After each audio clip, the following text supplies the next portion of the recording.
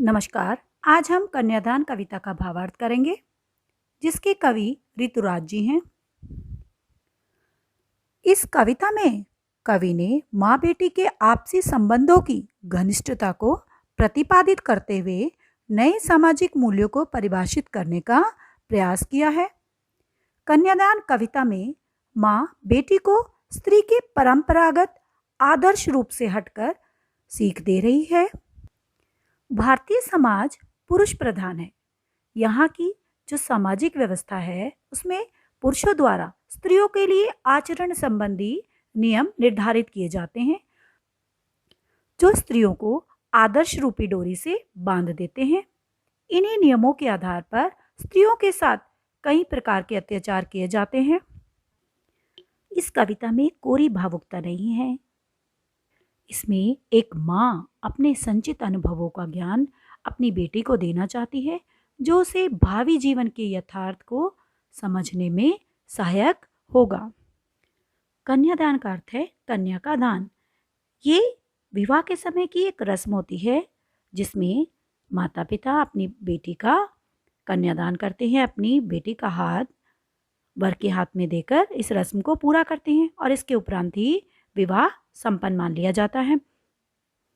आमतौर पर जब कोई वस्तु किसी को विशेष कार्य हेतु दी जाती है तो वो दान कहलाता है। तब दान देने वाले व्यक्ति का उस वस्तु से कोई संबंध नहीं रह जाता। कन्यादान विवाह के समय की एक पारंपरिक रस्म है, जिसका अर्थ है कन्या की विदाई। लेकिन दान शब्द जोड़ने से उसका अर्थ ही बदल जाता है। इससे तो ऐसा लगता है कि जैसे कोई अपनी पुत्री को वस्तु मानकर किसी को दान में दे रहा हो और उसके बाद उसका उससे कोई संबंध नहीं रह जाएगा। किंतु ऐसा सोचना गलत है। हमें कन्यादान को मात्र एक रस्म ही समझना चाहिए, क्योंकि पुत्री का कभी अपने परिवार से या माता पिता का अपनी पुत्री से कभी संबंध समाप्ति नहीं हो सकता। कितना प्रामाणिक था उसका दुख लड़की को दान में देते वक्त, जैसे वही उसकी अंतिम पूंजी हो। इन पंक्तियों में माँ की उस समय की मनस्थिति का वर्णन है, जब विवाह के पश्चात उसकी बेटी उस घर से विदा होने वाली है। उसका कन्यादान करते वक्त उसे ऐसा लगता है जैसे कि वह अपनी अंतिम पूंजी को किसी और को दे रही हो।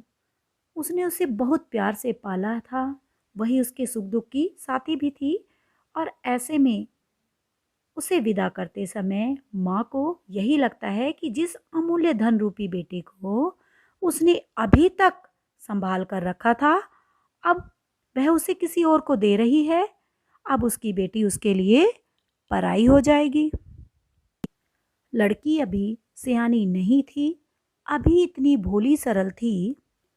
माँ को लगता है कि उसकी बेटी अभी जीवन के वास्तविक संघर्षों को नहीं जानती, उसे अभी दुनियादारी की समझ नहीं है। वह अभी बहुत भोली सीधी सादी है कि उसे सुख का आभास तो होता था, लेकिन दुख बाँचना नहीं आता था। उसने अपने मायके में अभी तक केवल सुख देखे थे।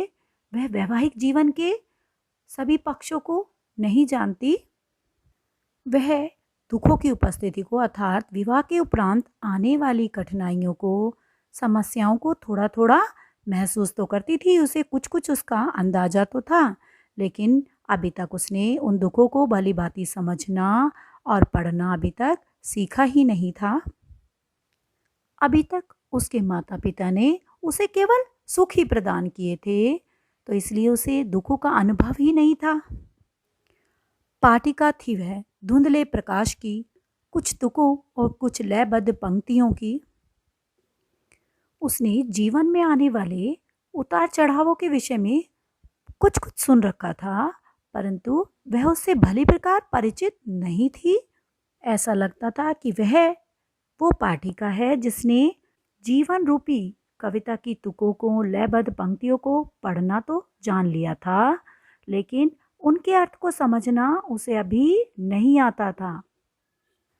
जब हम हल्के प्रकाश में पढ़ते हैं, हल्की कम रोशनी में पढ़ते हैं, तो हमें चीज़ें अस्पष्ट दिखाई देती हैं, कि साफ नज़र नहीं आता। उसी प्रकार उसने भी विवाह के पश्चात जीवन में आने वाले उतार चढ़ावों के विषय में कुछ कुछ सुन रखा था, परंतु वह उनसे भली प्रकार परिचित नहीं थी।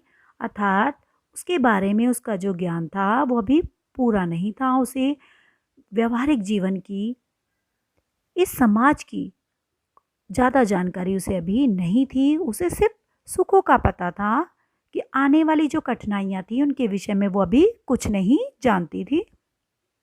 उसमें अभी इतनी समझदारी नहीं आई थी कि वह जीवन के उतार चढ़ाव को समझकर खुद निर्णय ले सके। माँ ने कहा, पानी में झांककर अपने चेहरे पर मत रीझना। माँ अपनी बेटी को सीख देती है कि अपने सौंदर्य पर मोहित मत हो जाना, कि अपना सौंदर्य देखकर तुम अपने आप को घमंड से मत भर लेना, कि तुम ये सोचो कि तुम बहुत सुंदर हो। तुम्हें ये याद रखना है कि ये सौंदर्य जो है वो स्थायी नहीं है, ये अस्थायी है, कि ये कुछ समय के लिए ही है। कि तुम केवल अपनी सुंदरता और बनाव श्रृंगार की ओर ही ध्यान मत देना, बल्कि ये भी ध्यान रखना कि जो पानी परछाई दिखाता है उसकी गहराई कितनी है। कि जो पानी परछाई दिखाता है, यानी तुम्हें अपनी तरफ आकर्षित करता है, वो तुम्हारे लिए डूबने पर मृत्यु का कारण भी बन सकता है। अर्थात झूठी प्रशंसा पाकर कहीं ऐसा ना हो कि तुम घमंड से भर जाओ और शोषण का शिकार हो जाओ। तो तुम अपनी सुंदरता पर अपनी प्रशंसा सुनकर भ्रमित मत होना। आग रोटियां सेकने के लिए हैं, जलने के लिए नहीं।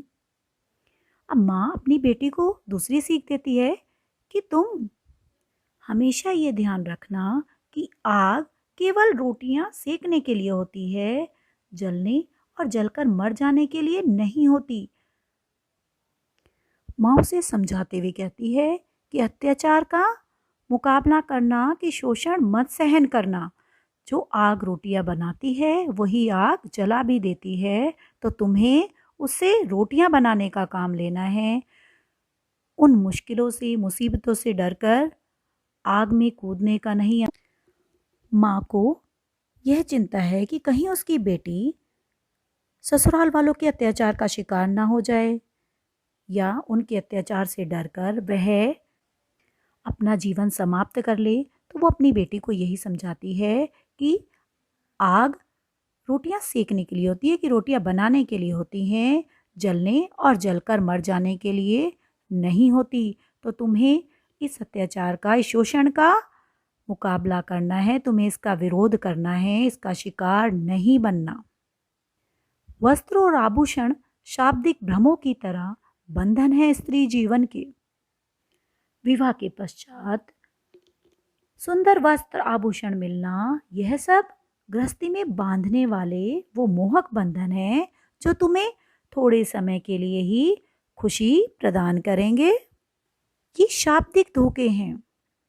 जिस प्रकार लोग शब्दों से भ्रमित करते हैं, ये वस्त्र और आभूषण तुम्हें भ्रमित करेंगे। ये ऐसे बंधन होते हैं जो स्त्री को जीवन में बांध देने के लिए प्रयोग किए जाते हैं, कि इनका मोह तुम्हारे लिए उचित नहीं है।